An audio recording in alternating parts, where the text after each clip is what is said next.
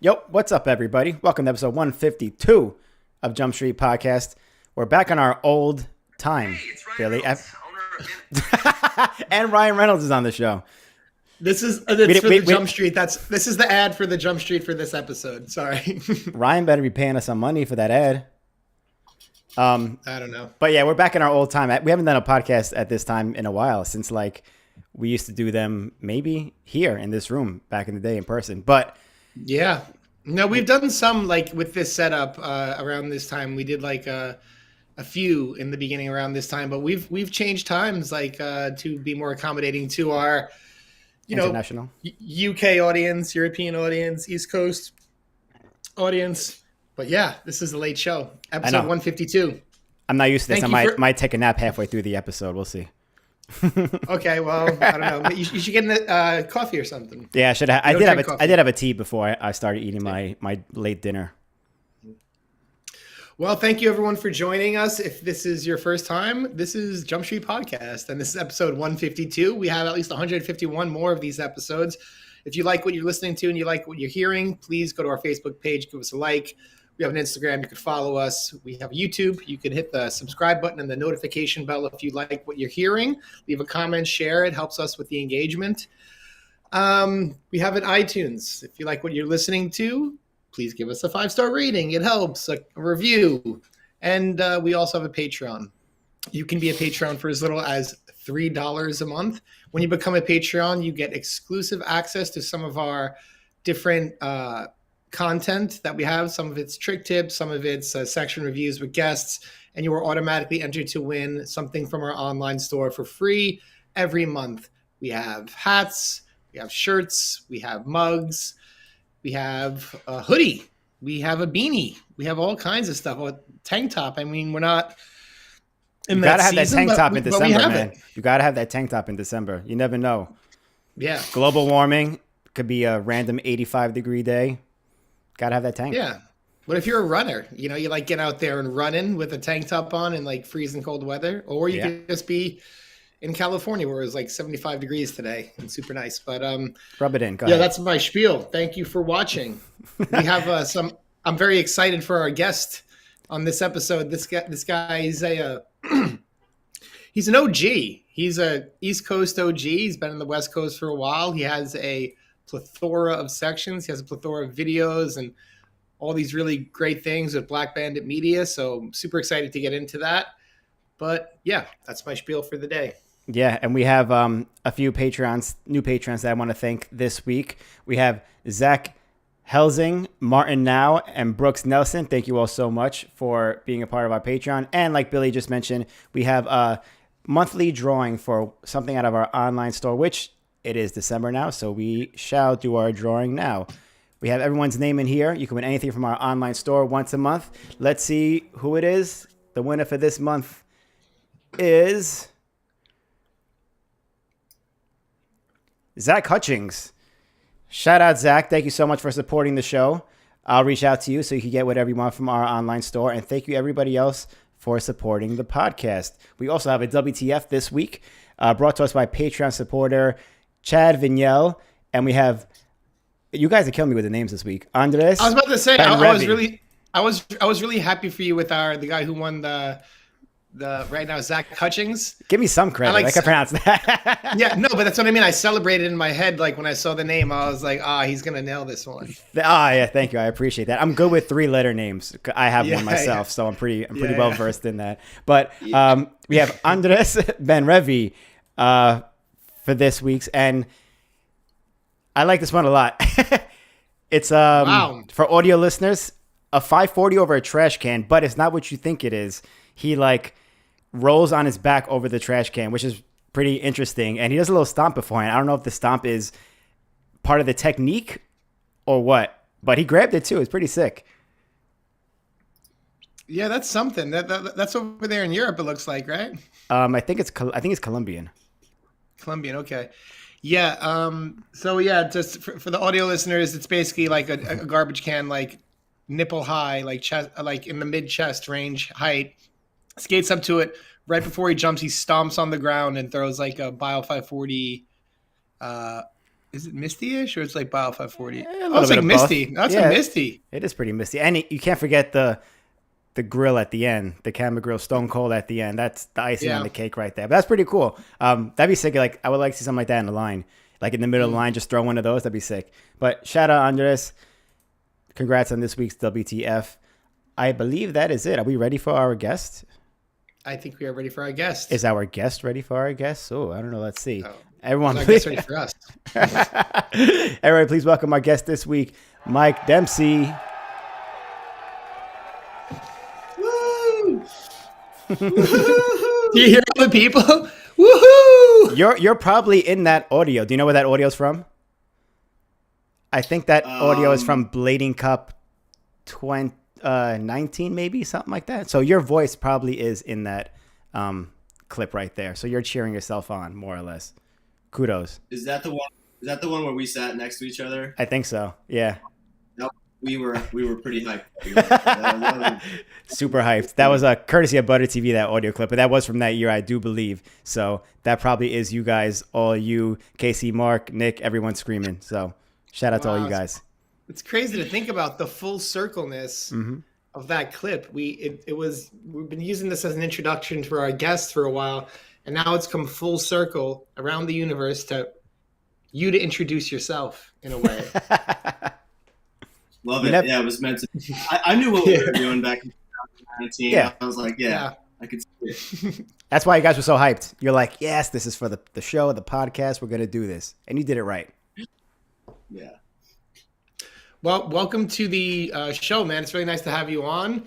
We hang out all the time. We do Sunday brunches and get some skating in with the crew. But for all those who don't know, I mean, we have like such early beginnings too, like the Be Unique days. Like it's got to be at this point. What is that? It's got to be like 20 years or 18 years ago, like in Brooklyn at the skate park, and just the history of everything in your skating career and how long we've known each other. But for those who don't know you, I think we should start off with some sort of introduction, like where you're from, how you got into introduced to rollerblading, and just maybe your introduction. Love it. Yeah, it has been a minute. It's kind of awesome, and I do like that we're still like going after it. Well, I'm from Connecticut, but I was born in New York, and that's where we bond with my tiny connection with New York. But I moved when I was 5 years old. Grew up in Connecticut. Okay. I never knew that either. We'll count that. We're counting that. You didn't know that, Austin? I was born part? in Huntington. Oh, you're a Long Island boy. Yeah. No wonder. I see it now. But yeah, grew up in Connecticut. Was able to skate with you guys, and the homies from Philly too, and like New Jersey people. That was awesome. Had our hometown crew, which I'm sure we'll talk about this entire podcast. Skated with those homies for the last 20 years, and we're all a bit older now, but we're still going after it. Me and John still skate practice rail often, a couple times a month for sure. We go through waves, but yeah, trying to skate as much as possible. Okay. Fair enough. Yeah, it's funny, because I'm sure we will get into the crew, because like you guys have been skating together as long as I've known you, and it's kind of like you all came out to California together, and everyone's so talented, like inside and outside of rollerblading in so many different ways. Like you have such an amazing crew to talk about, and everything that you guys do is so unique as well, like in terms of like the videos and the skating with blading. But I want to start at an earlier date. So born in New York, moved to Connecticut, grew up skating there with the crew that you continue to skate with now. Somewhere along the way we meet, and you're skating for Be Unique, and then also there was like an Echo watch sponsorship bit. What was your introduction? I know you know Lorenzo from that whole experience. So I was curious, like, how did you get involved in that? I completely forgot about that. How did you get introduced to like the Be Unique, Courtney and Chris from Be Unique, and then Lorenzo, and how did that whole thing transpire? Because I feel like at that point you were already a ripper and like getting in there, but that's when, at least in New York, we just started like learning about you and who you were and like everyone else from up there? That was like arguably one of the coolest times of my life, like in high school. And I'm like sponsored by Echo timepieces, like these watches, and I'm just wearing like massive Echo clothing. Like back in the day, we were wearing like huge pants and shit, and just walking around high school as being like, I'm sponsored by Echo. It was just a wild feeling. And Lorenzo would drive me down to New York like every weekend, basically, when we would skate the underground, the B&A skate park, and that's just where I met everybody at once. And you guys were already my heroes at the time, so like it was like meeting celebrities and partying with them and like hanging out with them. Like it was surreal. It was awesome. I loved it. I didn't know that you knew that you were boys with Lorenzo beforehand. So how did that all happen? Because Lorenzo was our connect to Echo Watches, or B Unique's connect to Echo Watches, which for people who don't know, sponsored rollerbladers for a brief period of time. How was he involved in, like, were you like boys growing up or something? No, I met him that same year where that all like happened, but he's from Connecticut. So whoever you meet in Connecticut that blades, you're just like homies with very quickly. Yeah, I maybe knew him for a couple months leading up to that. We became friends like through that process because we drove down to New York like, I don't know, 30 times. It was a lot. It was like pretty often. Yeah, and if you're coming down from Connecticut and like someone's going every weekend, definitely like might as well like take a ride down with them. It's like a good place to skate. And yeah, it's crazy. Like when I think about the Echo thing, that was such a random thing for all of us to be sponsored. Like everyone was like sponsored. Everyone who was on B-Unique was on Echo. And that went from like every person who was on B-Unique was on Echo. And I think there might've been a couple extra, like Frankie, right? And maybe Richard, Mike Johnson, something like that.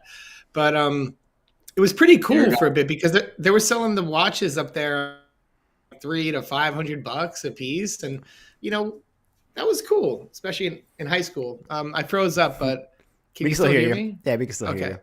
Yeah. It was funny that you mentioned that, Mike, about like being in high school, but like big ass baggy clothes and sweatpants, because I completely forgot about that. I had like the holes in the pants, sweatpants, and like beat ass like feelers on, but I had like a fresh ass like $500 watch on that was like blinging as hell. And it made no sense at all. So funny. Yeah, it was great. Yeah, we all wore our pants under our butts, just like all day, every day for so many years. I was thinking about that the other day. I'm like, what do you do when you have your like 13-year-old son? And he's like, this is the way I wear my pants. Deal with it. Like, this is my style. Well, people do that. People do that now, just with skinnier pants, not the big baggy sweatpants. You sag your tight jeans now.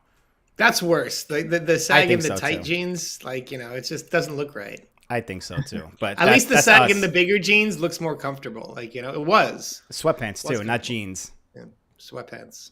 There was definitely a time where I would do even a small gap or coming off a rail, and I would land on the ground so hard that my pants would follow. They would come down. I would just be in my undies. Like, oh, dude, I have one solid clip that like I landed off the clip and my sweatpants came off because so like I had the sweatpants on, right? But for this reason, I like lost the drawstring for some reason on these sweatpants, or I had to borrow a pair of sweatpants because a pair of pants got messed up and they were like too big, whatever the reason.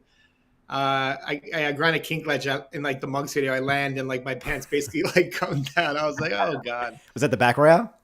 No, back farv. Oh, back farv. My bad. That's a funny memory. Just like being disrobed after a trick, We should do a podcast on just pants, because like the Jenko days, the Jenko eras, where like you would fall and roll over your pants, to like the sweatpant days, to like the tight skinny jean girl pants days. Like there was a lot of pants phases in skating that many people forgot about for good or bad reasons. Yeah, probably for the best. But yeah, so Echo, you're coming down every weekend with Lorenzo, and is that how you met Chris and Courtney? Yeah. Yep. And we we crashed at their house a bunch of times, and like I said, I was just like geeking out the whole time. For me, it was like celebrity sightings, like meeting everybody was so cool. So that was a really fun time for me. And more people, like Julian Ba, that's where I met him too. Like, not just New York homies, but like everyone would come to that skate park and skate, like from out of town too. So it was awesome. Were you there for opening day at Underground? I'm not sure. I don't know. I was gonna say, because that was like the big, from what I remember, that was like Winter Clash, but on like a New York, Brooklyn scale. Like that park was packed out, and I have footage of you skating the park in like an early edit that I made. I might not even have known your name at that point. That's how early it was, but I feel like it might have been during like those heat sessions with like Aragon and like Ramel and like, Gonzo and Sean Kelso and Billy and stuff. So those were some really fun times back then. I mean, like if you could skate that park, that means that you were able to skate on ice. Like it was the slipperiest park that's ever existed. And I just got used to it, but like that's an art form alone, just to go from one end to the other at that park. It was the slipperiest like built, like, because I think it was like some old industrial building where like they painted the floor with like this oil based paint. So anytime it would like get the amount of people in there with like heavy condensation, it was just like the slipperiest thing ever. And I remember I had like the key, and I was an employee there. I used to like mop the floor with Coca-Cola, like a mix of Coca-Cola and water to like make it sticky for that reason. Yeah, It was very slippery. Yeah, we were all ninjas at that point from it. From what I remember skating the park before it opened, and it wasn't slippery, but that opening day, because there was so many people in that park, and it was in the wintertime, like the dead of winter, it was a blizzard that day. I feel like that day alone just kicked it off instantly with like this humidity that lurked around and never left ever for like the 2 years or whatever that place existed. It all happened like that opening day, I feel like.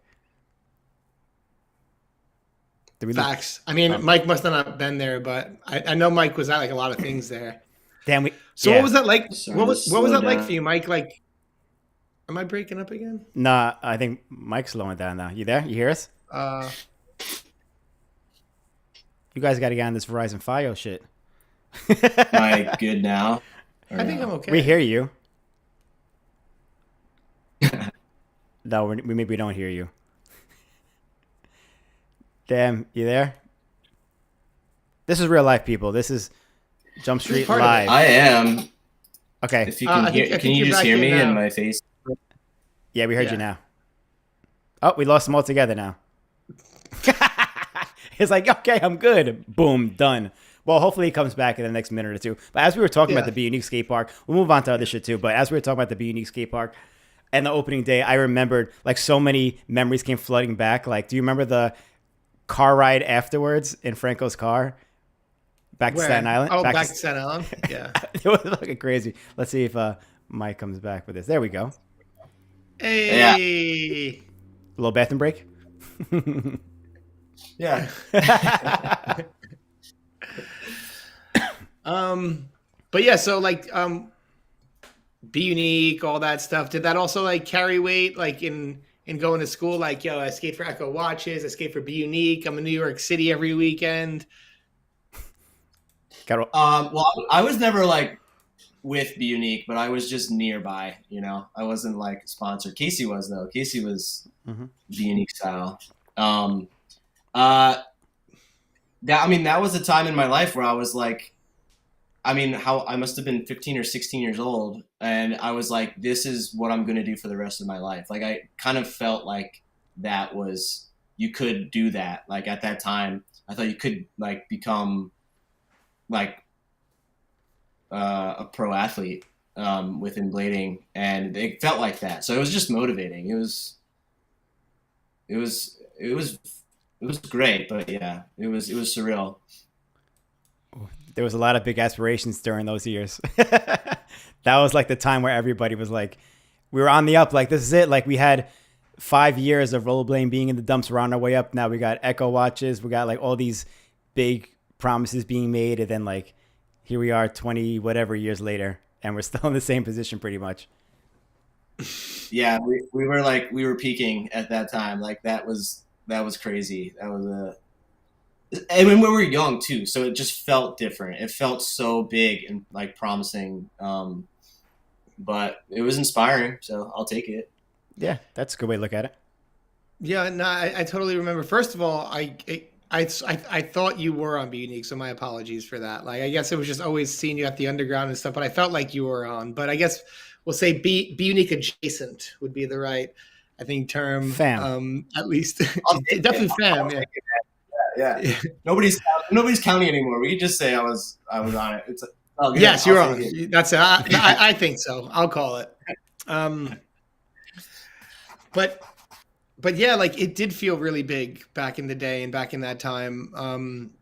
I remember like again, like with everything with like Echo bubbling up, and then like we were like Chris and Courtney themselves were like, bro, we're gonna blow this thing up. And I went to like Dame Dash's office. Oh, yeah, Dipskate was like around too. Alex Nunez and Ramel Knight.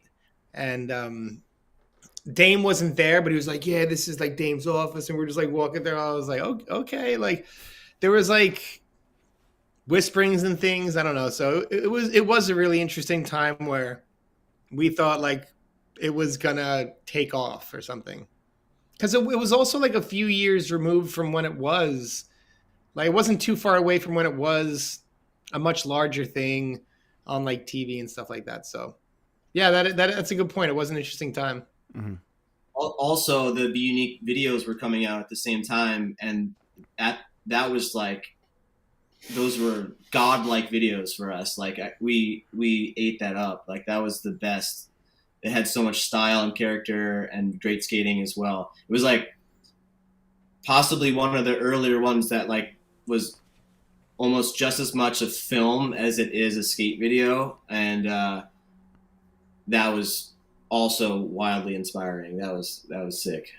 Yeah. I feel like they had a good like a good blend of like highly cinematic style ideas and like the kind of like the right idea with like the New York City culture and the certain people being in a part of it. It's just like just the way it was presented was really cool. You see some people like take inspiration from that, like, but it felt like it just felt very big.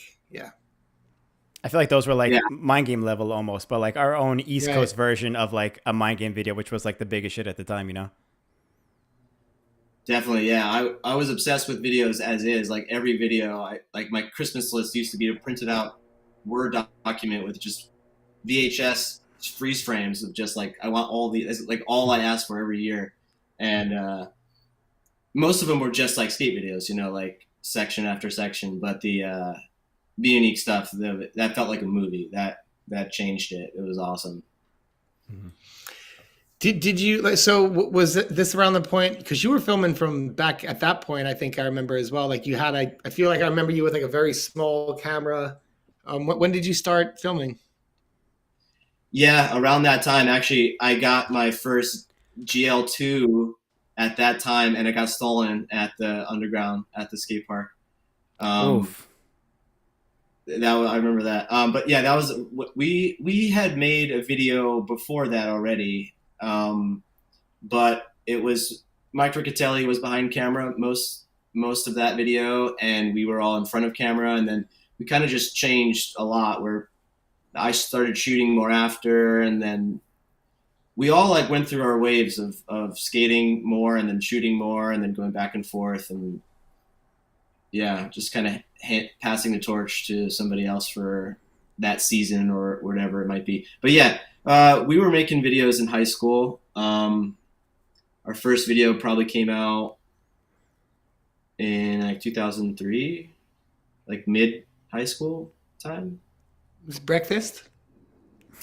No, this was Fade to Nothing. We had Fade to Nothing and then Fade to Nothing 2. I remember those videos. Yeah. Those are our first two videos, and then I guess we were in college when Breakfast came out, and then after breakfast, we did a video a year for 10 years, Damn. 9 That's years. pretty wild. I fucking lost count. I don't really know, but we did a lot. And this is the first time that we actually, our last video was 2 years ago. So this is the first time we didn't like complete it within one year.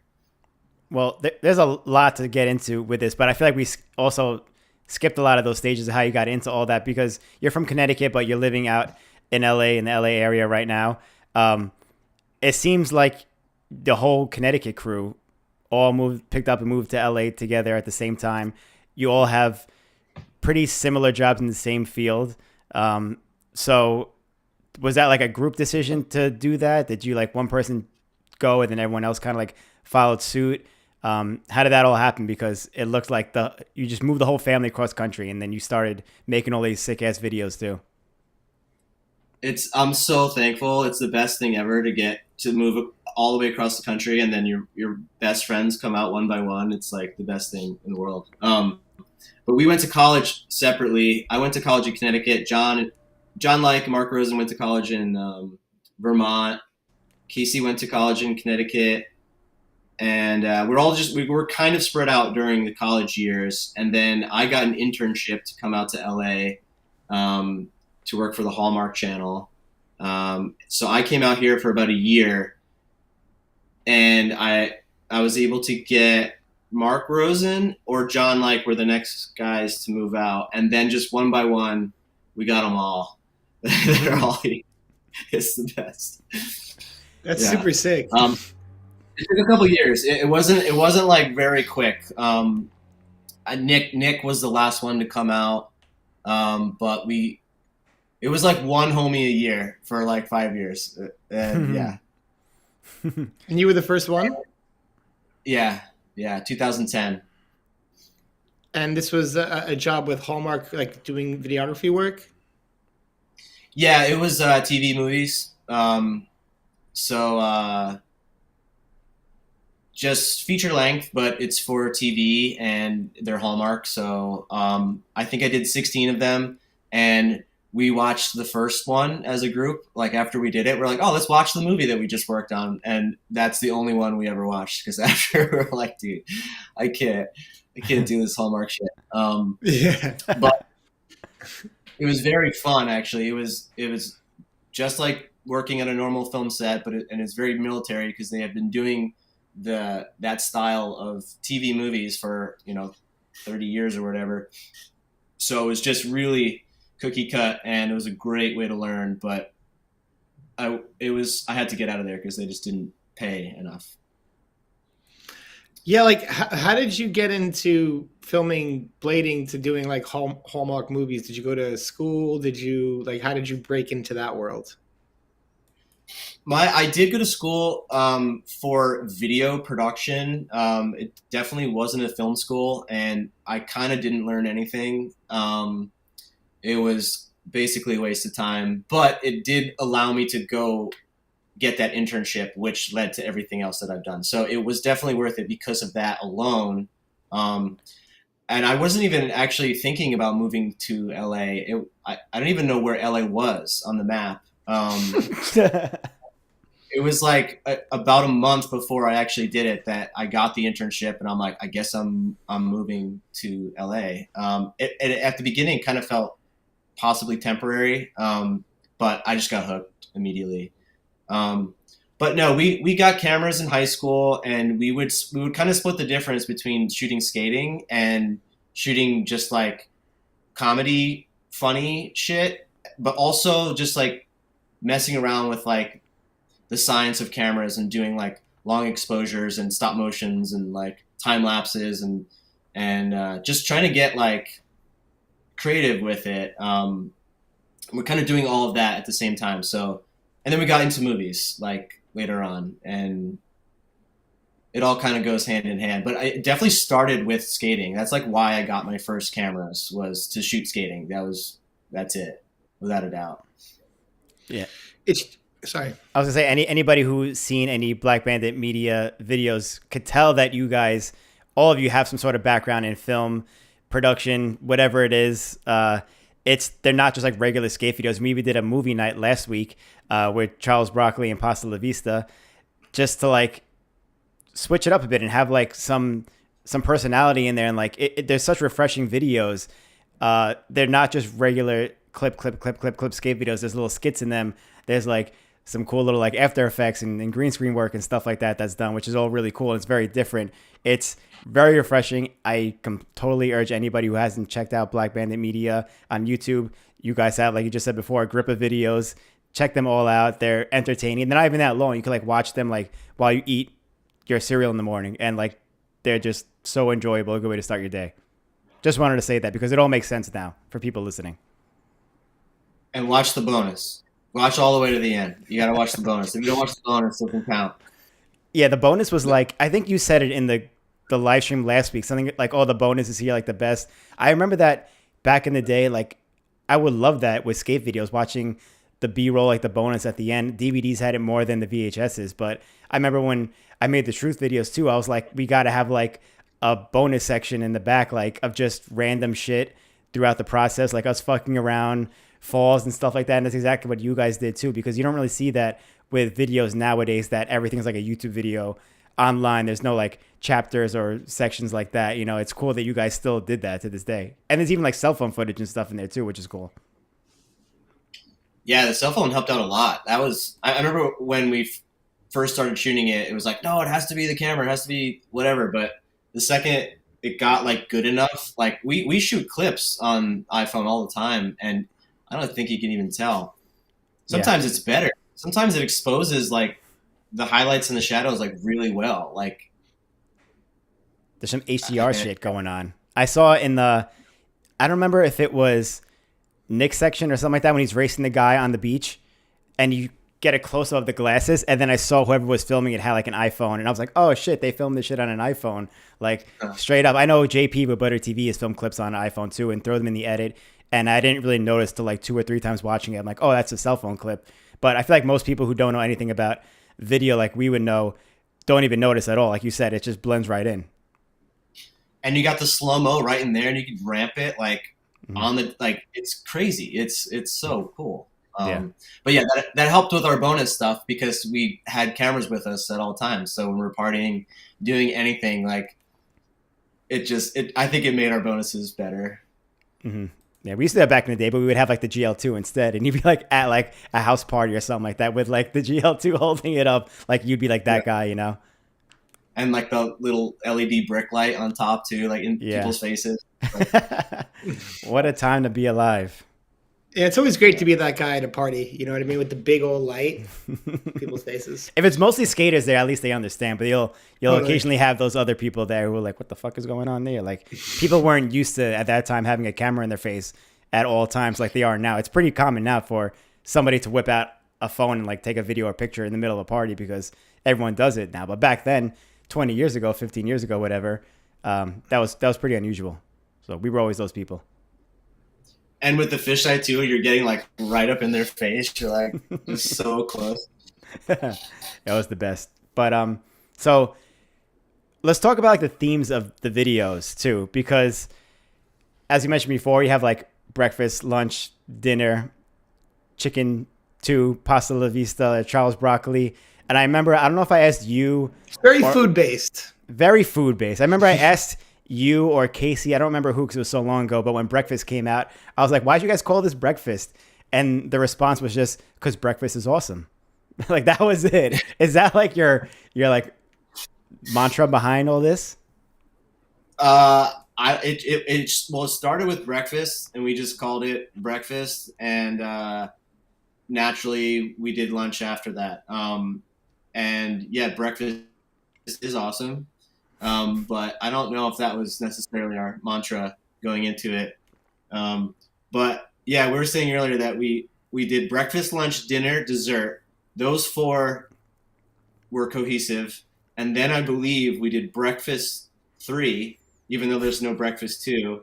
And then from then on, we just went crazy. It was like wings, buffalo, ranch, pasta la vista, Charles Broccoli. And I'm probably missing 1 or 2 in there. I I wonder if any of the guys can even name all of the videos. Like, start to, How many do you have? Do you have 12 complete? Oh, he doesn't I don't know. If John, are you there in the comments? I saw you. Anybody in the chat wants to go check on the Black Bandit Media YouTube channel, let us know. But like they're themed pretty well. Like in breakfast, you're dressed up as a bacon. Like pasta, you guys have the pasta. You know, broccoli. Oh, yeah. There's a little broccoli in there. So you guys sprinkle the themes throughout the videos, which is cool. Like videos alone, just to have a theme of some sort. But the fact that it's so ridiculous that it's like all food based and food really doesn't really have anything to do with skating, it makes it that much better and that much more enjoyable to watch, because you guys do a really great job of carrying the theme along throughout the videos. That really keeps you like glued to the screen, you know? Yeah, I love it. It's just easy for us too. It's like everybody, you just have an intro. It can be 10 seconds long. It can be 30 seconds long. It can be a minute long. Just make it whatever you want, and then skate for a while. Like that's, but it's fun because we're always like, oh, my section's done, but I have to go shoot my intro, and then we'll get together and everyone will. It's just fun. It's like, you know, you try a clip and it takes you like hours to get that clip. You're sweating and you're hurt and then you're like, all right, I'm gonna go shoot my intro. I'm gonna go home and like I poured a bowl of cereal down my pants and then Royale the MacArthur Park rail. In my mind, I was like, oh, it's gonna be so funny and like fine and not weird. But all of the cereal went down one pant leg. It didn't escape my pants. It just like funneled into like my skate.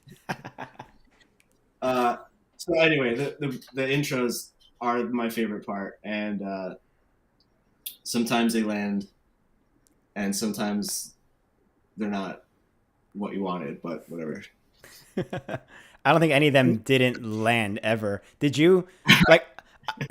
Is it the same person that edits everything, or you guys edit each other's sections, or what? Because I know this is like with your sections, they're edited very similarly from video to video compared to the other sections. Like you'll have like your head bubble up for whatever reason, like randomly. I just noticed like themes with sections like yourself specifically that's different than everyone else's throughout the videos. Yeah, we all do our own sections. Everyone picks their own songs and gets their own clips, and they all edit it. So everyone edits their own part. Yeah, that's super unique. That I can't believe. I mean, maybe you did. I just missed it, but like that's not more known that you guys do that. Yeah, I didn't know that. Yeah, I mean, I don't know. We're all, like you said earlier, we all work in film, so we all like. Some of us like editing more at times. Some of us are like, no, I wanted to do it this way. I want it. And it's just easier for us to be like, you're in charge of your section. Like, just, if you need help, we'll help you. But like, just, you know, yeah. I had so much fun last week when we were watching the videos, because we all love the videos, but I don't watch them that often. So it's always like a fun reminder. And Marco Lembeski's section, he's been the homie since day one, but he didn't put out a section until like Pasta La Vista, I believe, which was in like 2018 or something. And he's an editing genius, and it was the funniest thing ever. I'm so happy that I was reminded of how sick that is. But yeah, that was fun because we all do our own sections, and he was new to the table kind of. So his style was so vivid, so focused on the edit, actually, because, I think he's the soul man, because he just did souls the whole time. That was the best. And that was like, I can't believe it took so long for somebody that concept to come to fruition for a skate video, like to use the soul man song. It is not all souls in the section though, but it's still really good. It's like it's a genius concept, and you just laugh the entire time through the section because you're like, this is so fucking good. Is there part of a person in the crew who's like always the last person finished? Like there's always like that guy. Fuck, it might be me. I was gonna say you. I definitely would finish my section on the day of the premiere and like be exporting like having to wake up early and like finish some edits and then export like as people were coming to the house. So you were that guy. But our premieres though, that's like 50% of the video is the party that we throw when we have. Oh yeah, like. Oh, enlighten that, 'cause I don't know about this. I knew about these parties. I was actually, again, like adjacent to one of your parties. There was like a party going on, and I was like, oh, we got to go or something. But it was when I first started like dating Corey. It was years ago. And it was at like the old LA house that you guys had. And it was like some huge, massive party with like a trampoline and all this other stuff involved. Maybe like, was there an inflatable pool? Something, I don't know. But it was this big, wild thing. It wasn't just like your chill watch party. It was like this big blow up thing, which was super sick. But I remember just going there, and we were there for like 5 minutes. And then like I just started, it was early when I was dating Corey, and it was just like this huge wild blade thing. And she was like, do you want to go? And I was like, what am I going to say? And I guess I left. You know, a part of me would have loved to have just stayed, but you know, it was like the early stages, and I wasn't really calling the shots like that in the relationship. So we didn't. I'm just kidding. No, so let's get into the parties, like and what's behind it, and like with the idea. We did premieres ever since the beginning. Like our first premiere, Fate to Nothing 1, I think was in John Like's living room, and then Fate to Nothing 2, we did it at Drew Amato's house in the backyard, and you know, there was only like maybe like 25 skaters, and then like 25, 30 just high school friends. So it was more than just like, oh, show off your skating to the skaters, but like also show off your filmmaking to your friends. So it started back then in Connecticut. And then when we moved to LA, all of our friends were filmmakers. So when we threw a premiere, it ended up being 50% filmmakers, 50% skaters. And that's also like why we like having such fun intros and adding comedy. It's like we're making a film. So yeah. And then we just go crazy, you know, like we'll get a keg I mean, it's been a while since we've got a keg, but we'll just plan on it being a big party, and everyone gets super, super amped, and yeah, it's the best. I love it. Are there any memorable premiere stories that you could talk about? I don't know, man. I can't think of like one specific like enlightened moment, because it's just they go by so fast, you know, we're like so excited, and it's just, but it's very cool to have a party with like 100 people there, and everyone's partying, but they know that we're going to stop at some point and watch a skate video. And most of them are like, what's that? What is a skate video? What does that even mean? So to have a party with that many people, and then, you know, they're drinking and doing whatever for 2 hours, and then everybody stops and watches a video for 25 minutes, and then the party continues. It's just kind of cool to have that like intermission. I feel like that's a really rare thing at a party setting. Yeah, it's actually like you guys are all like really funny too. Like, I don't know, like the intro stuff that you're talking about for everything. It's like you're really in good luck, because not only is everyone a filmmaker who could take care of their own part and edit their own part, and who all knows how to use the camera, like film the clips, but for the intro parts, that your other friends are like the filmmakers, the people outside who are there to like attend the event are going to like more gravitate toward or more relate to. You guys are all super funny. Like every single one of you guys, from like Casey, Mark, you, like John, like it's like the whole Mark, like the whole crew. It's just so funny how like all you guys ended up working in film, being really rad skaters. Like the level of skating is super high in all the videos. And then also just all being really funny too. They are hilarious. I do think so. I love them. They make me laugh. There's something in that Connecticut water. Yeah. Yeah.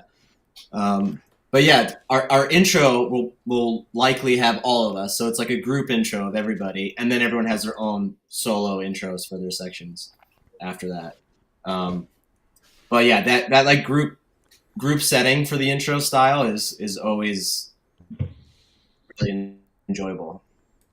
Or even like who like writes the concepts? Like who writes like the ideas? Is like everyone collaborating on it, or just like someone usually take charge and introduce the ideas? Well, for your own personal intro, everyone takes care of their own personal intro. And then for the group setting intro, it's like who throws the best idea out first. You know, like try not to say no. You know, it's like the guys are smart and they're funny. So if they have an idea and they have a vision, it'll likely work. So trust the process and yeah, just go with it. I mean, I don't think we've ever shot an intro and canned it. I think they all worked and we were just like, yeah. Now that I have you here, I could have sworn that you guys made a video back in the day that mimicked the Family Matters intro, but I cannot find it on YouTube anywhere. Am I delusional, or did this actually happen? Yeah. No, I forgot the song, but it was us we're making food, and Nick's head is in the salad bowl. Yeah, and like Drew's on the toilet. Drew's on the toilet. Yes. Yep. I can't find it on YouTube. I don't know if it got like taken down because maybe you used the original intro song and it got copyrighted. I don't know, but unless I'm just searching the wrong thing. But it just popped in my head where you're talking about intros to videos because you guys mimicked the Family Matters intro so well with all you guys doing stupid shit in every scene. And it was so genius. And like, I just can't find it anywhere online. At least last time I looked like a year or so ago. I wish John was here in the comments because he's like the smart. He knows all the facts. He could definitely. That was at John's house. Yeah. You know what? It was in.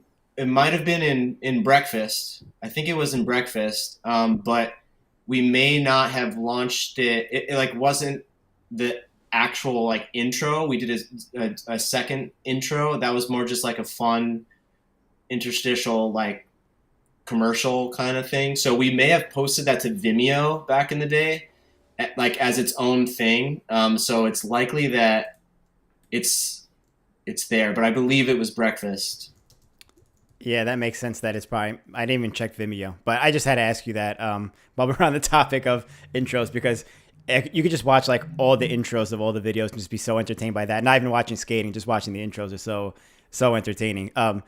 Is there anything that you've like learned heavily from your professional life that you brought into like these skate videos particularly, besides, I mean, you probably maybe got like ideas or something like that, but anything like particular that you or any of the guys from your professional life that you like directly correlate to the skate videos and that's part of the reason why they're so good or whatever it may be? I want to say that I've done the flipped version of that more so, whereas we have so much fun making the skate videos and working in film can be stressful and annoying, that to try and bring the amount of fun that we have with the skate videos into the professional life. So not necessarily coming from the professional world, bringing it back into skating, but the opposite, bringing that joy and just stay having fun while doing it is the only thing to remember. We went through phases. We like did like, there was, when like sliders came out and like everyone wanted that dolly setup, and HD came out. We like kind of adjusted to tripods and sliders and like little, even like before the nice gimbals came out, those like old like crescent shaped Steadicam kind of thing. Yeah, the glide cams, Merlin, whatever. Yeah, they're called. yeah, exactly. And we got into that phase for like only like a year or two, and then we kind of like fell backward. Not fell backwards. We like stepped back a little bit in terms of like production because it wasn't really adding to the skate video, I think. So we went through a phase of that, but yeah. It's funny that it goes the other way around. You bring the skating shit to your professional work. I mean, it's a great reminder. You go out there with your homies and you're just skating, and like if you get a clip, great. If you don't, you still hung out and had a great time. And it's hard to maintain that attitude when you're on set and everyone is worried about time and money, and it's just like it's easy for it to be less fun. But you got to remind yourself why you got there in the first place. Mm-hmm. That's true. And I like how some of you guys, like, there's a lot of people who work and they've had this job forever, and people don't know that they work with that. Like, they skate, you know, they've been skating for 20 whatever years, but you guys like seem to be all open about it. And even like John just had that, I think it was John, like, right, that had that like kind of viral video of him skating in the basketball court, filming and going up the ramp and everything. Like, shit like that is like huge, and it stems from him knowing how to skate and, you know, having a camera in his hand at the same time. It's really cool being able to blend the two, the career and the hobby together like that so well. Yeah, it's incredible. The winning time and the swagger, the two shows that John was working on heavily the last couple of years. And like, it's got to be like 10 clips that went super viral, and he's in magazines and up for awards and shit. And that was just, or it's still the coolest thing. It's still going on. Yeah, it's super sick. How did you like, because you transitioned to like taking photos and like having galleries like somewhere along the way, right? So how did you have an interest in like still photo for a while, or for as long as you did with film, or did that come later? I had zero interest in photography. Wait, am I here? Did I freeze? You're frozen, but we can still hear you, so you're good. Did I freeze? Or... You did freeze, but not okay. the audio. The audio was good. Got it. Okay. Good. Well, yeah, so when I moved to LA, I started working as a camera assistant, you know, clapping the slate, changing batteries, changing lenses, moving the tripod.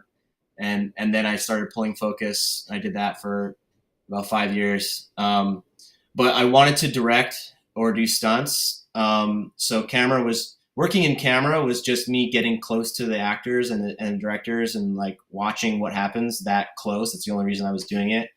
But then I moved into directing, and I was directing music videos. And in order to direct a music video, you'll write a treatment, which is basically a PowerPoint that says what you'll do for the song. And I was sending out these treatments and not getting the job. But I was making my concept through photography, and that's how I was pitching the job. So I would be like, oh, I want to do something with people with really long legs, or people who jump down over buildings or whatever. So I would shoot a photo of that, pitch it, and then I would not get the job. But then all of a sudden I had all these photos just sitting on my computer that I was like, well, this is fun. Yeah. And so I kind of like backwards walked into photography, and then John Like was my roommate, and I would photograph him all the time, and I didn't even know how to use Photoshop. So I would shoot the photo and I would hand it over to John, and he would do the Photoshop to it. And then eventually I started doing Photoshop by myself.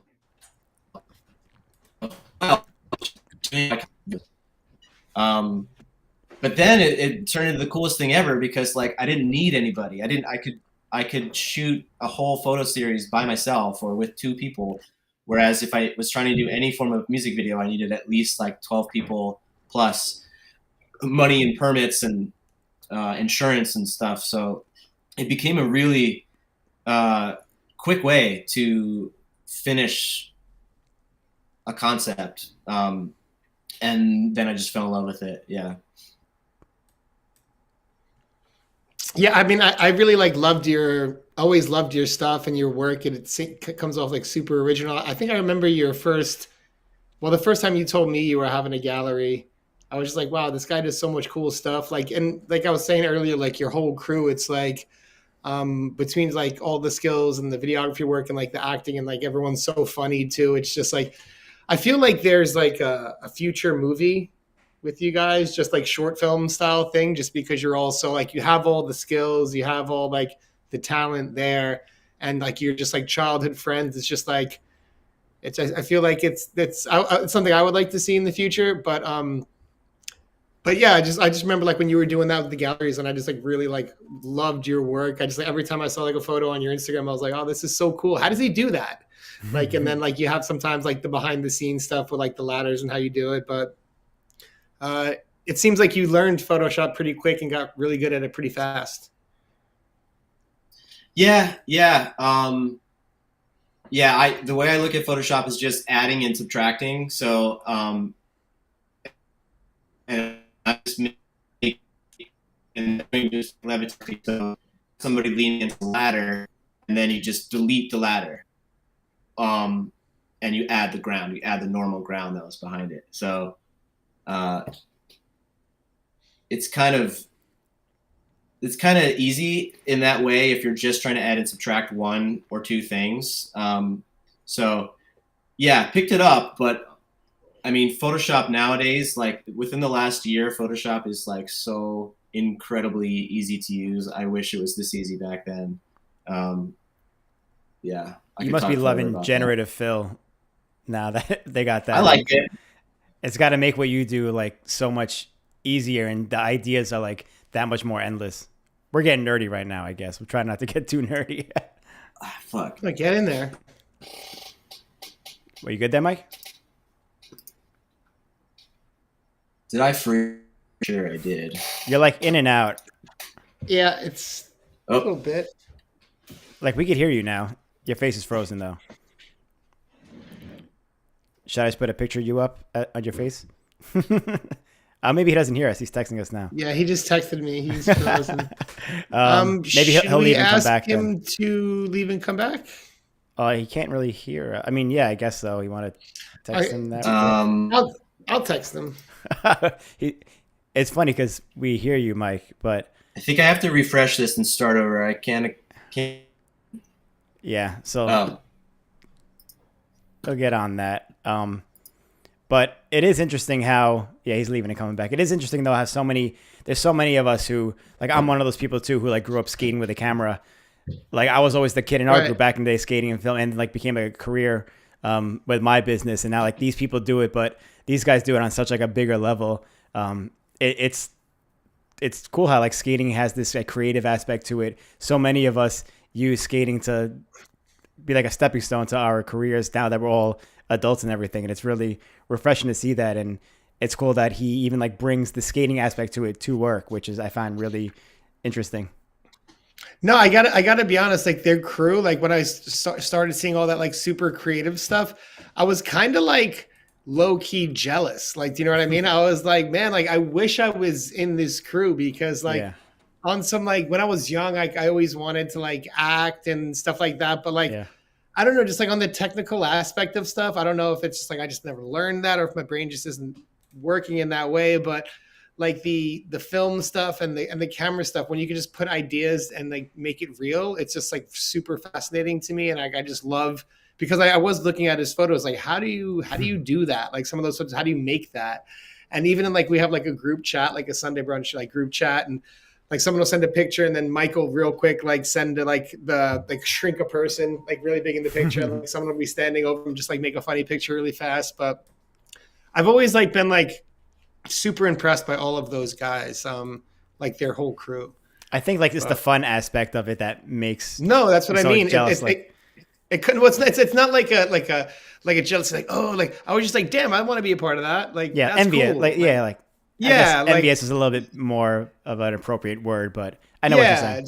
Just like, oh, that's really cool. Like, these are really like fun ideas, and like it just makes skating. I think that's like what is cool about it for me. Like, skating's like meant to be fun. You know what I mean? Like we've gone through like the eras where we felt it was valuable, like the Be Unique times where it was like so intense and the mind game so intense, but then just like having like fun with like the blading ideas and like making it like super fun. And I don't know, that's like I always thought that was really cool. Yeah, Mike, what's your take on that? Since like how important is the fun aspect of skating? Because you bring it to not just the actual skating part of it, but the filmmaking part of it and project making as well. Because all of us have been in that stage where like we're stressed out trying to get a clip or something like that. You even mentioned before, it takes like an hour sometimes to get a clip. It could be stressful and aggravating, but like everything you guys do, you make it look so fun. And you guys always smile and laugh the entire time. How important is that to the skating aspect? Not just the filming aspect, but skating in general.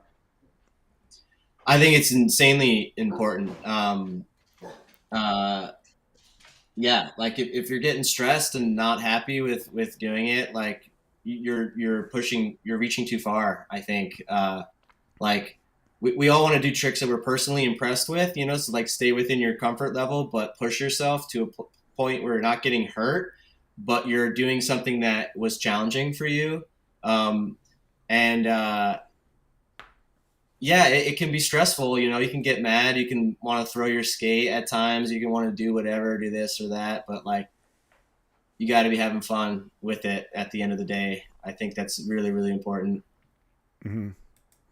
Yeah, a lot of people might have fun skating, but it doesn't always necessarily show through video that they're having that much fun skating. You know, like some people look really serious when they skate, but it's like refreshing to see the other side of it and people actually like smiling while they're skating or laughing. Or the shots of like when you land a trick and like the homies are all there like dapping you down after the trick, like that. I feel like that's not as common nowadays as it was back in the day. That was like one of my favorite parts of skate videos back in the day, was like that whole crew and homie aspect of it.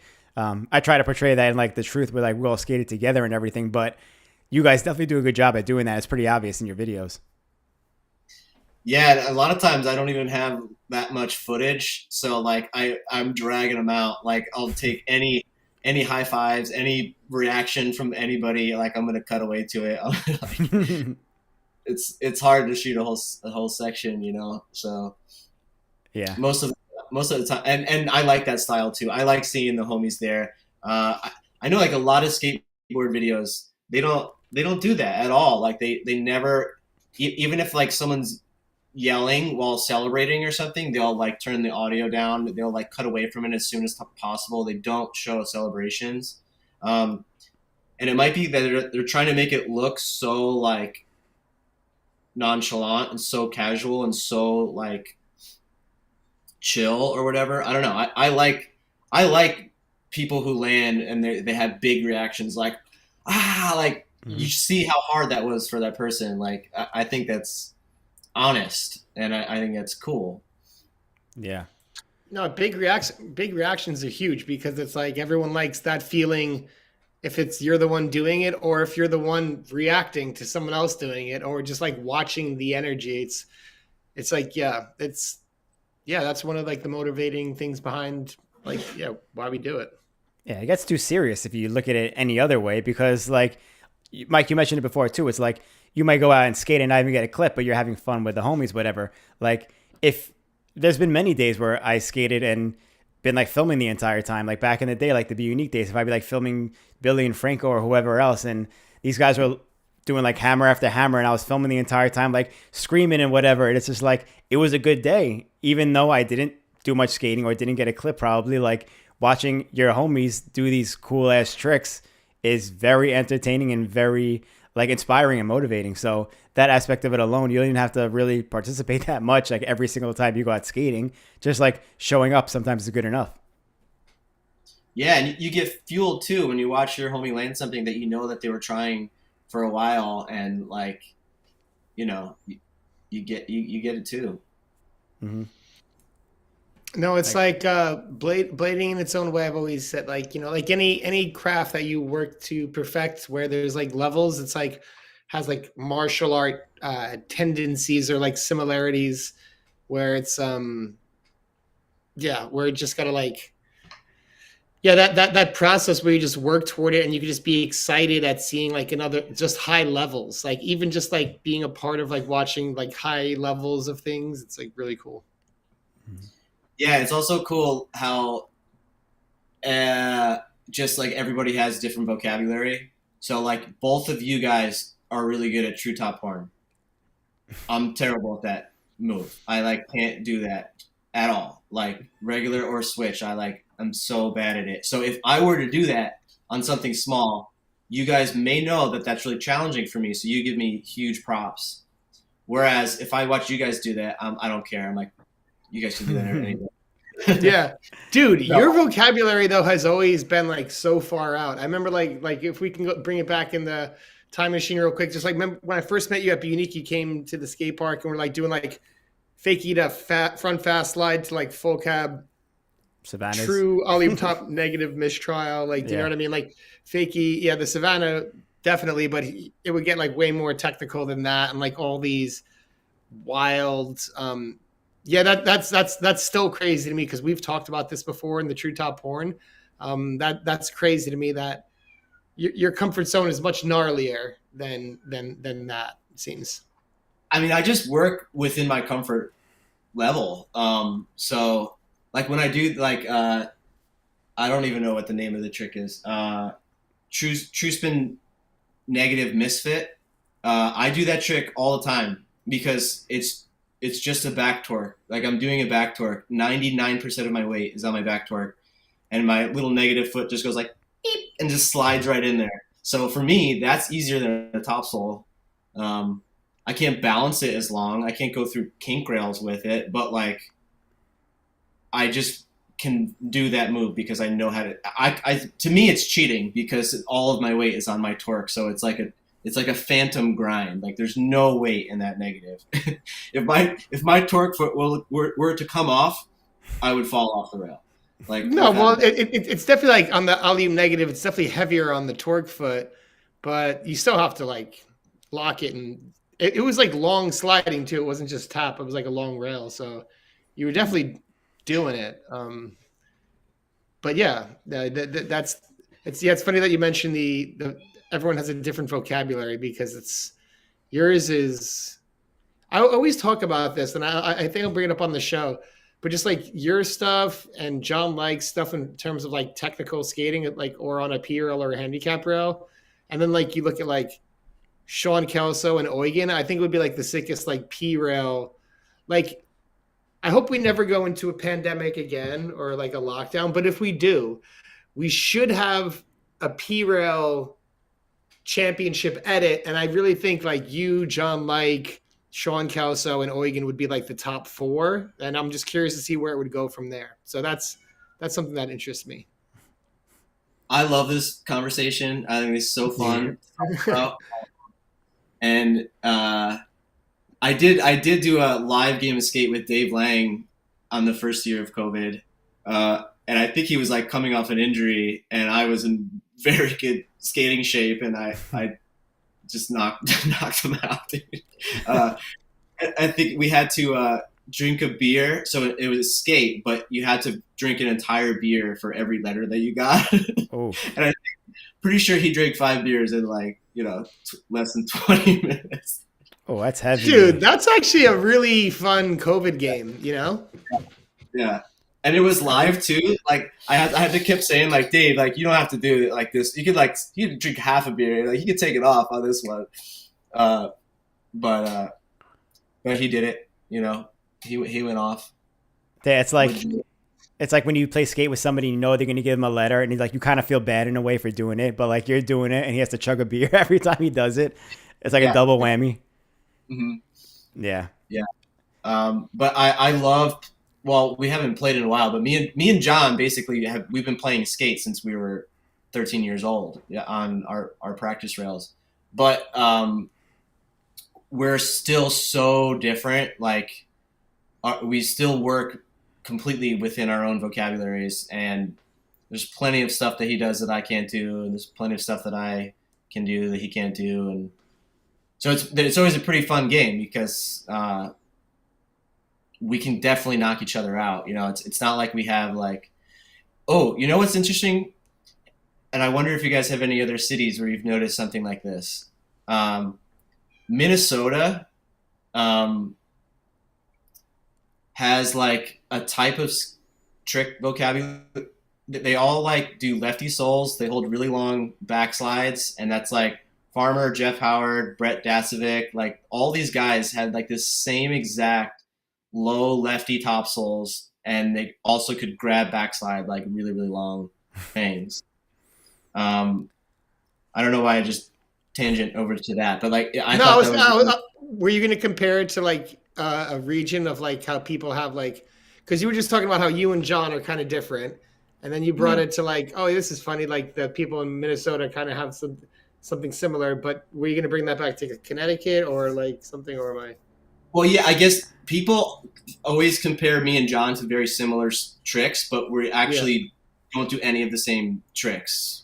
Okay. Like really, really different. But we do a lot of switch ups and we're technical. So super technical. Like you guys are both doing like switch ups that like I don't see anyone else do. Yeah. Like kind of things. Like super like I wouldn't say like not flowy, because there are flowy things, but just like really hard and sometimes awkward, like reverse the spin on things, like go like where you wouldn't expect the switch up to go type things, like very surprising, I would say, like between the both of you. I think that's within like this specific trick selection and range and foot, I could see there being differences, but there's in like the P-Rail masterfulness, number one, there's similarities, but also in it's like the uniqueness of just like switch ups like you just don't often see. Mm-hmm. Yeah. Are there any other regions that are like that you could think about? Like you said, Minnesota with the low topsails and the grab backslides. I'm trying to like think in my head. I don't know if you had another one on deck, Mike, but I'm trying to think of something. I can't. I can't. I guess John and I would be the tech guys because we're all just products of our environments, and we lived in Connecticut and there was not a lot of street skating, so we just skated our practice rails every day. So that's like why we did that. And maybe I don't know. I don't know. I thought that was really interesting about the Minnesota thing, and I can't really put like another location to that, but I don't know. But maybe Miami and Florida, which is like their ability to how everyone's like a good ramp skater down there too. I don't know. France, we could definitely do it with France. They're all good skate park skaters and they're good at launch box flips. skaters. Yeah, flips. There's and I think New York and the Northeast definitely have like a high handicap rail switch up thing. Maybe just the Northeast in general. That was a big part of it, like the handicap switch up style. That wasn't really particularly embraced by people in the West Coast, like especially in like like in the Bay a bit, but in like the Southern California not so much. But yeah, interesting topic. Yeah, I was obsessed with handicaps when I first moved to California. I was like, let's find those sick handicaps, because that's like where you could do switch ups on. But they're all like, no, it's all about down rails here, which I actually like more. But yeah, it was interesting. I was like, you guys don't like handicaps? Why not? I feel like in this day and age, if you say you want to skate a handicap rail, most people are just like, ooh, like it's almost like sacrilegious almost in this day and age to be like, let's session this handicap rail. Because like when you think about it now, you would just think of like someone lining up trying to like finish it on like a solid trick, or like if it's a long rail, sometimes it could take you like an hour sometimes just to finish the rail. But I feel like that gets like a bad rap nowadays, skating a handicap rail in 2023. I think so. I'm all about did you guys ever skate white rail in where is it, like Bridgeport? Yeah, Bridgeport. Oh yeah. That perfect rail. That is like quintessential rail for me. Like I would skate that exact thing just all day, every single. It's kind of like Hollywood High for anyone who doesn't know white rail. Hollywood High seems way scarier. It's more mellow than Hollywood High for sure. And lower. No. And lower. No. Hollywood High is pretty low. I never actually stood up to Hollywood High. I think the stairs are longer at white rail, so you can ride away fakie a little bit more easier. And Hollywood High is more so like land on the ground every time. Like don't bail on stair side. At least I wouldn't. Yeah, that makes sense. That's my favorite thing to skate. Like that size of rail. Dude, that rail, we went to like, I remember like I was like wanting to skate that rail forever. I forgot the first time. I think the first time I might have saw it was like the girl Adria from Connecticut, like from like the like back in the day. She like I saw it's like a clip of her soul grinding it or something like that. And I was like, where is that rail? Because we were like rail obsessed back in the day, and New York wasn't like known for having like really good down rails. You would have to go to like Queens to skate John Bound or whatever, or City College. But yeah, I remember skating that. I got some clips on that just never like went anywhere. Like so many clips back in the day they just disappeared. But that was the first rail I full cab true spin top side tricked ever. That rail was nice. I was gonna say I don't remember ever seeing you skate that rail. I don't know. I don't know where anything. Yeah, I don't know. Is that rail still there? I would love to do a Connecticut trip since it's close to me and not you guys. I think it's still there. I know it's been capped like a couple times. Like it goes in and out of being capped. And being wobbly too, right? Yeah, I remember it being wobbly. I think last time I went. Yeah, there was a moment where the center rail was capped and the drop rail was uncapped. So, but I mean, it's barely a drop rail. It's still it's just as perfect, I think. Yeah, true. Yeah, apparently someone made jobbers skip the drop rail because the middle rail was wobbly. That's a story for another time. But, what? Is that a myth? You not know that? No. Is that what happened? That's what I heard. I heard a story back in the day. That can't be. Yeah, I heard like Jobber was like an overweight, like not overweight, but he was like a heavy skater, like a big boned. He weighed more than most skaters, and the rail was wobbly in the middle. And like someone, I forgot who, I don't know if the person was from Boston, Connecticut, whatever, was like, "Bro, you got to skate the drop one because it's you're a big guy and the rail's wobbly." I don't know. Check with Colin Kelso about that. He can confirm or deny. This is not my story. This is coming from, I think, Colin Kelso. So, damn, don't put him on blast. Yeah, maybe we'll invite him back on. I think we talked about it on I think I got it from an episode I think I got it from this podcast. Yeah. I mean, this podcast. Jump Street podcast. Yeah. Well, was it White Rail? White Rail. Yeah, that's the one. Yeah. Oh, really? Yeah, that's the one. Yeah. Jimmy G says he's definitely counting it as a drop rail. I would count it. You know what I mean, Joey? It's like it's on the chiller side in terms of drop rails. Yeah. Okay, so in a second we have some Patreon questions. We have a couple of questions in the chat, but before we get to those, I want to mention a couple more things. In the later years, you've gotten more into martial arts. Would you care to go into that? Because I feel like that pursuit is very similar to like a skating pursuit or anything where you're trying to like refine and perfect your craft, whether it be videography, photo work, whatever. But what's your martial arts journey been like? I know it's something that's like really big in your life right now. I did not know that. Yeah, I've been like, if you ask like Casey Garrity or somebody in the squad, I've been like talking shit about doing Taekwondo for the last like 4 or 5 years.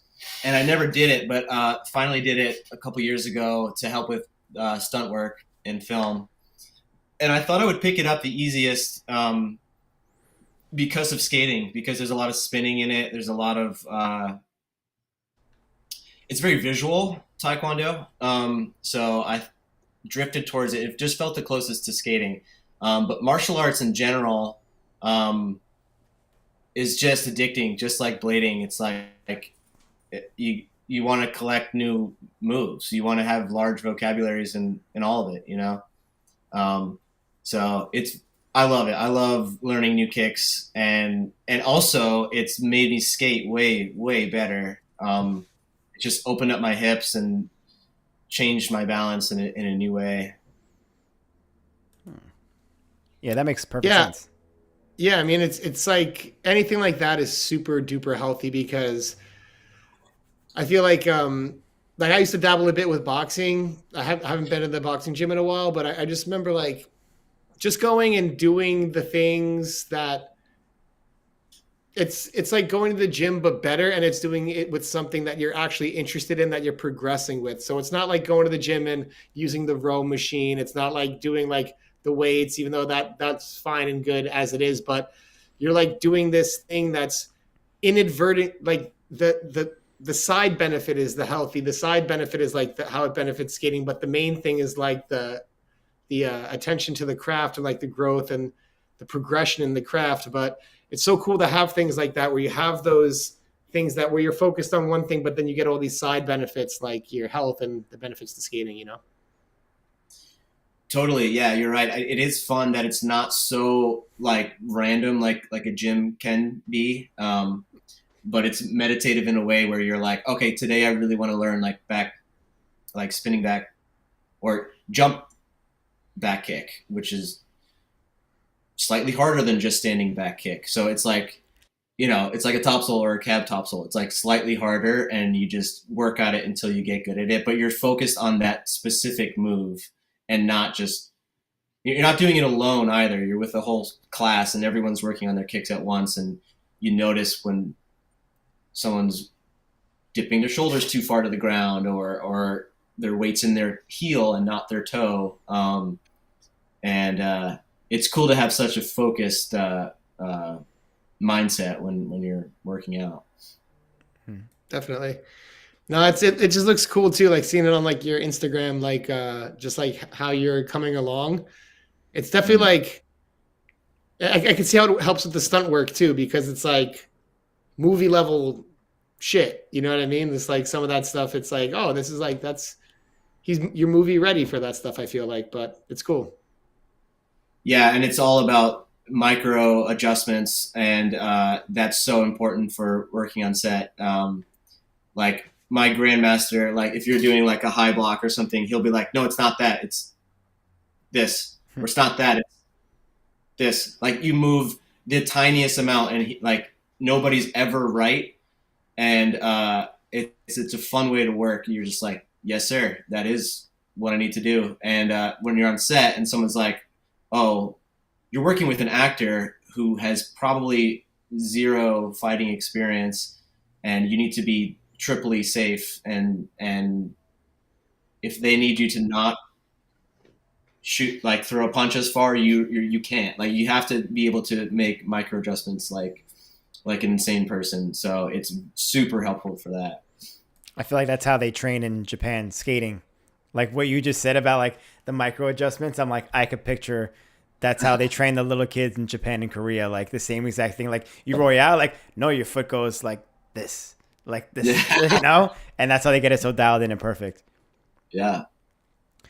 I feel like that's also like just like in the little I know in the Italian language, like it's like no, it's not mozzarella, it's mozzarella. I'm like, what the hell? You just said the same thing. Like it's like but it's just like these little specific adjustments. That I feel like applies in a lot of different fields. Definitely. Should we open it up for questions? Because we have some Patreon questions. I know there's some questions in the live chat.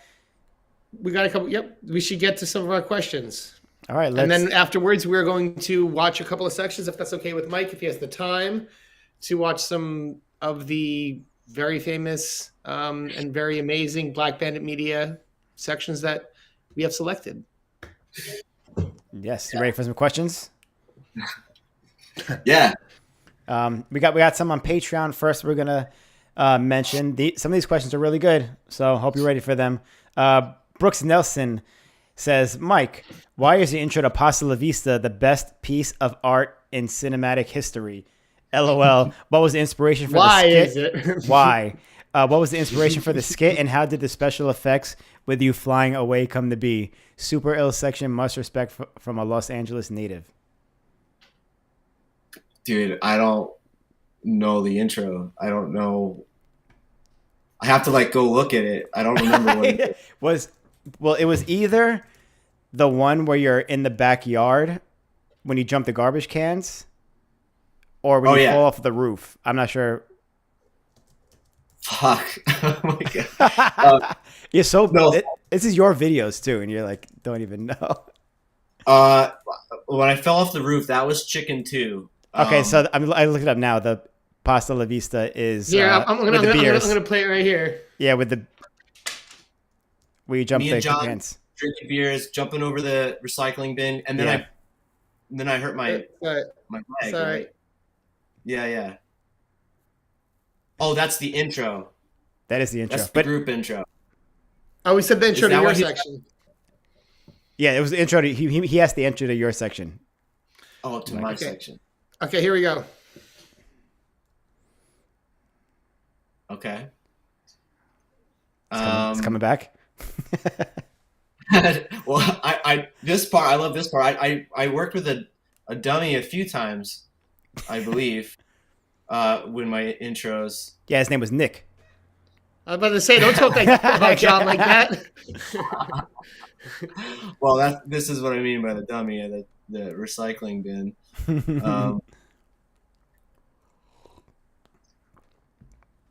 So this is the best piece of cinema. Best piece of art in cinematic history. And what was the inspiration for the skit, and how did the special effects of you flying away come to be? Oh, okay. So Well, the flying away part wasn't part of the intro, but that was a separate thing still. I believe actually that first clip after that little intro is me jumping that really big gap, and I didn't jump it, but I tried. So I just still used it as a clip. Like I said earlier, I'll use basically anything as a clip because it's hard to get clips. But that's why I fly out of the frame, because I just didn't do the trick. It didn't happen. So I believe I fly out and then I fly into the next frame, and I do like a little. Oh yeah, that was perfect. Spin mistrial. But yeah, if he's referring to that intro, I rented a dummy, and a little match cut, me jumping over the trash cans, and then he threw the dummy and all my clothes, and then he snap zoom into it, and then put the real person there. And that's just a fun gag. I could do that gag every single day. I love it. You pulled it off really well. It's definitely adding the comedy, the action bit, the acting, skating all together into one. It's like picture perfect. Nathan Bentley asks, ranch or blue cheese with your buffalo? Ranch. Billy, what about you? It's got to be ranch. Two ranches. You ever see the Joey Diaz talking about people using ranch instead of blue cheese on wings?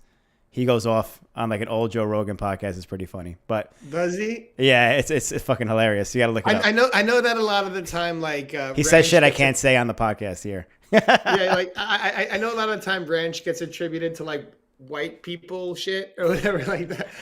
But I just don't like blue cheese. Like, I don't really even love ranch like that, but blue cheese, I don't know. I just like, it's not like my cheese. Joe was like, I heard ranch is like the new ketchup, and he's like, yeah, that's true if you're a fucking hillbilly. Like, he doesn't goes off. It's so fucking funny. Yeah, he's good. Yeah. Last question on Patreon. And Mike, this isn't part of the question, but to set the mood for this question, I asked you to close your eyes for a second while you visualize this question. It's a question from Tree Rudolph.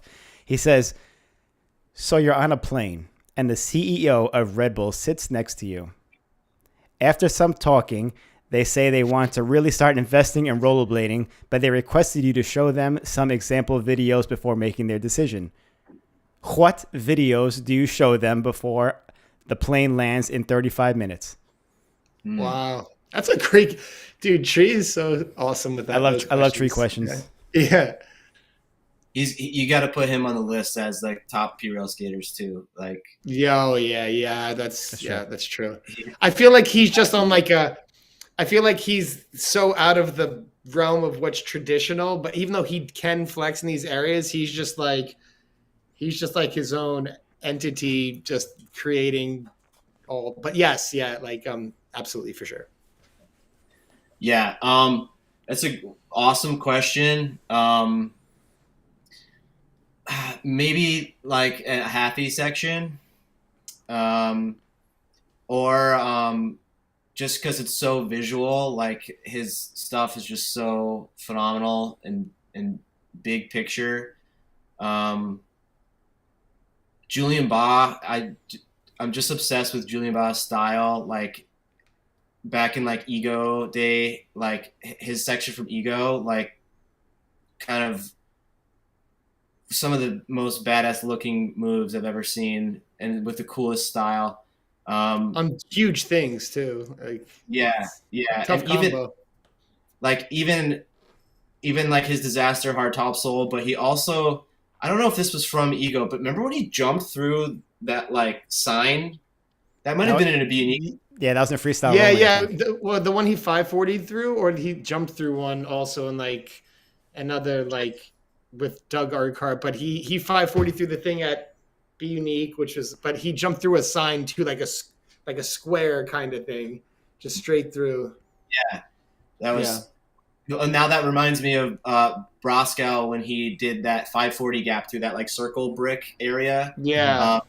With KFC 2 or whatever, and Broskow's secret section where you only watched it if you watched the whole video, like start to finish without pausing it or stopping it. That was my favorite section for like 5 years. Was that the Deep Purple section? Was that the song? Yeah. I forget. Okay. No, it was Eminem. I think it was an Eminem. Oh, the song. Eminem was the bonus one? Till I collapse, that one. Yeah. Yeah. But that section was Drew Amato would come over. We'd watch that on DVD like every day. Dude. And honestly, that new section by that Rossi's Russian guy when he's wearing a clown outfit. Yeah. That was like insane. That was awesome. That felt like an expression of our videos, kind of. It's like there's a comedic concept going on. Yeah. High production value. Maybe that one. No, honestly, like it's funny that you mentioned that because I do see shades of like your stuff in that, and I think for rollerblading, that's the best approach because blading just in society for whatever reason, valid, invalid, warranted or unwarranted.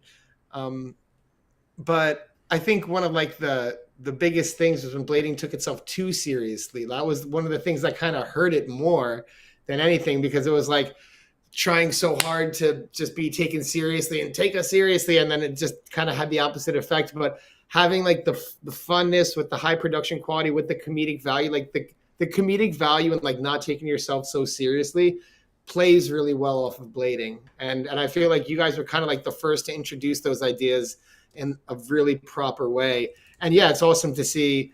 I had a feeling like, and it's cool that you mentioned that and connected it because like the first time it's connecting it for me, but like voice and stuff, like I can see, like you guys really enjoying that or being like, oh, pumped from that. I definitely enjoy it. Yeah, he goes off and he's crazy and I love it. Or also to still go off of that question, Farmer, when he did that topsoul that went down like the 26 kinks in that grass field, he's wearing like the RBs, like, and that is really, really visually stunning. And so much so that if homie from Red Bull, like you're going to remember that clip, like you have to. And then like Dave Lang on his Mega Ramp stuff, that's also really memorable. There's a lot of good ones in there. The Savoyson one, I feel like as a collective, as a whole, like all aspects, that is something that Red Bull would be interested in, knowing that there's like some production value. There's like someone put like some effort into it. It wasn't just like somebody filming with a home GL2 or something like that and just pointing it at somebody, that like is something that would sell. Going back to the question, obviously, but all those examples were great choices. Dude, he grinds a rail holding onto a horse. No, that was he was getting legit pulled by the horse. Yeah. And I love it. He goes like front side, back side, back to front side. Like he's just like it was incredible. You're right. That it honestly feels like a Red Bull production in the way that it was done. Did you see the Lego video? The Lego Savoyson doing the back rail on the truck? I did. Yeah. What was up? Was that AI?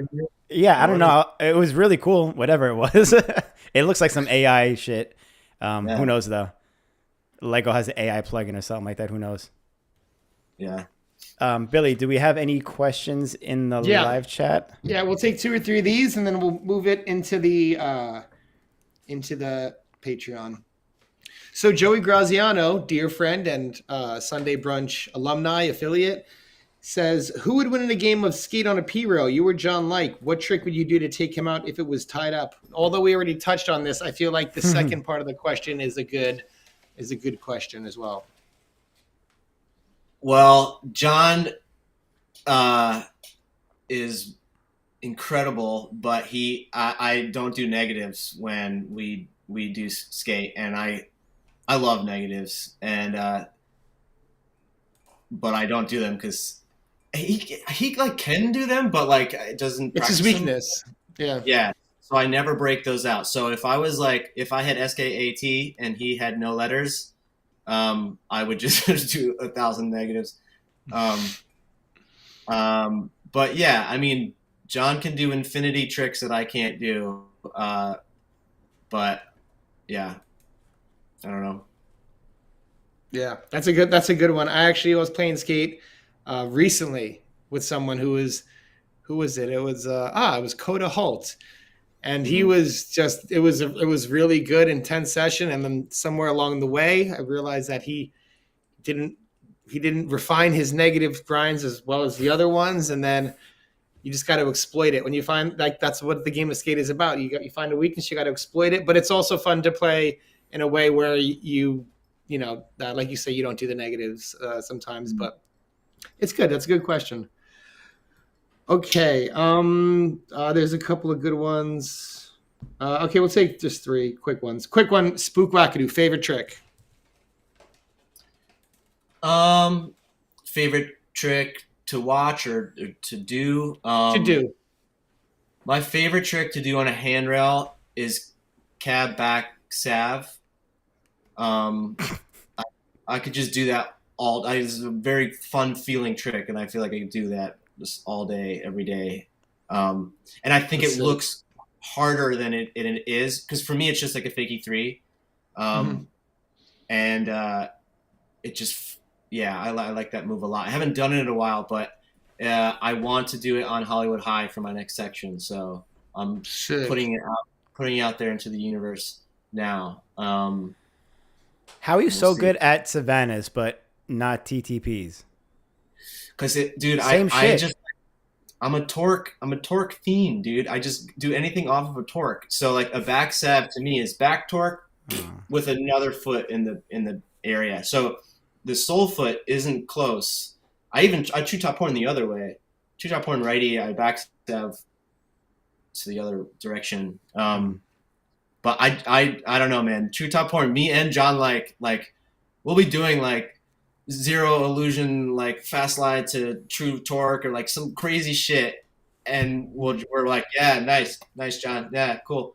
And then either of us will do true top horn, and we'll be like, yes, dude, you did it! Like that's like a huge accomplishment to us. Still, that's funny. Okay. Kung Fu Brooks says, in Los Angeles, do you take what other famous bladers have done on spots into consideration when picking a trick to do, or do you just go with what you're feeling at the time? Good question. That was a good question. Just whatever I'm feeling at the time, for sure. Yeah. Also, I don't mind doing. This is probably a political thing within skating, but like I don't care about doing the same trick on a rail that somebody else had already done in their section or whatever. Like nobody's competing with each other, so it's just like we're all getting old, and if topsoul is the only trick you can do on that rail, then I don't care if someone else did it. Like be safe. Like don't like do something just because someone else did it. I don't know. That's an interesting topic too, because that's like a big thing now, I guess, with the whole farmer Sean Darce thing that came up before. But it's funny that you say that, and you're so confident in saying that you'll just like yeah, I'll do that. That's fine. It should be no problem. Fortunately, I don't run into that very often because I'm usually doing a fast slide or a back slide or a torque or a weird negative. I almost never do soul tricks. I think in some of my sections I have no soul tricks. So I don't run into that very often. So it's easier for me to say that, but I don't know. I just think everyone should skate as much as you want and play it safe. I don't want anyone getting hurt. So if you can only do one trick on that rail, that's what you get. I don't know that story? Is it, they did like the same trick on a Yeah, I rail or think something? Farmer did a trick in one of his edits, and then it turns out Sean Darst did the same trick like 2 years before. So it filmed like the same way too and everything. I don't know. I personally don't care either. What spot? I don't remember. He gapped like off a roof into a bank over like a little rail. I don't know. It's not like a famous spot or anything like that. It's just like a particular trick.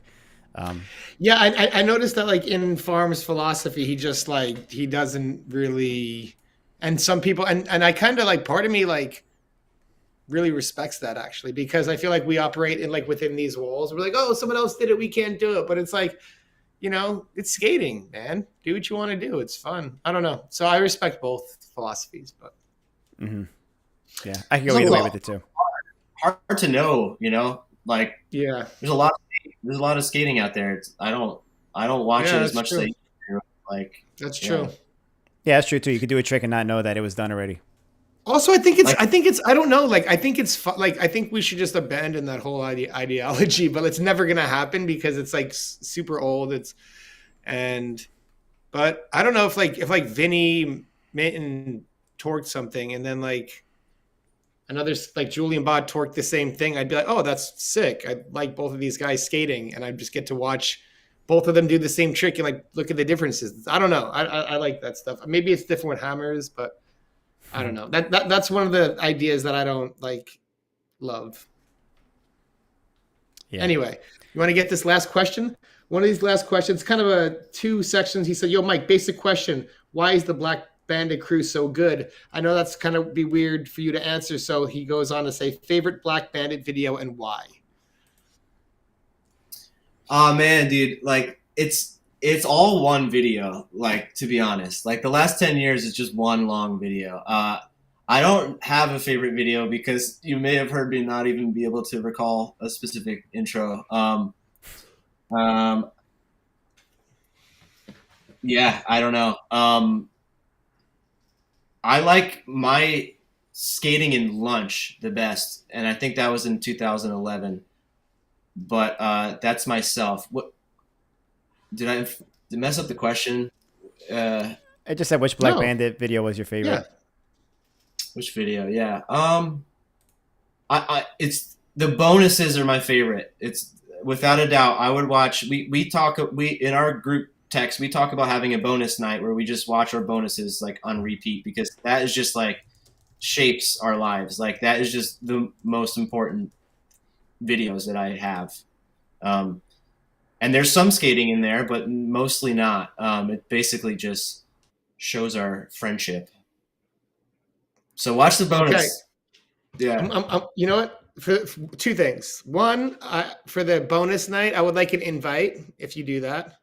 Hell yeah. Would request one. 2. So for your next intro or next like video that you're working on, I think it would be great to bring me and Austin. Wait, hold on. He's right over here. Austin and me into the fray somehow. I don't know how we can do it, but I'm kidding. I'm kidding. By the way, how have you not had a pizza video yet? Do you guys have something against pizza? No, we definitely have. You need a good pun. You need a good pun. Is that what it is? Yeah. Okay. You asked earlier about who writes the intros and how do we make a decision with that, and I said like whoever has the smartest idea first, like we just kind of go with that. The names of the videos is the one thing that sometimes takes us forever to go off on. So that's wild because it seems like all the videos seem like you just thought of it right at that moment. Yeah, you thought of it like after you filmed the video. Yeah, like breakfast. That works. Breakfast was like 3 years in the making. That like name. Buffalo. Come on, like that took a while to think of.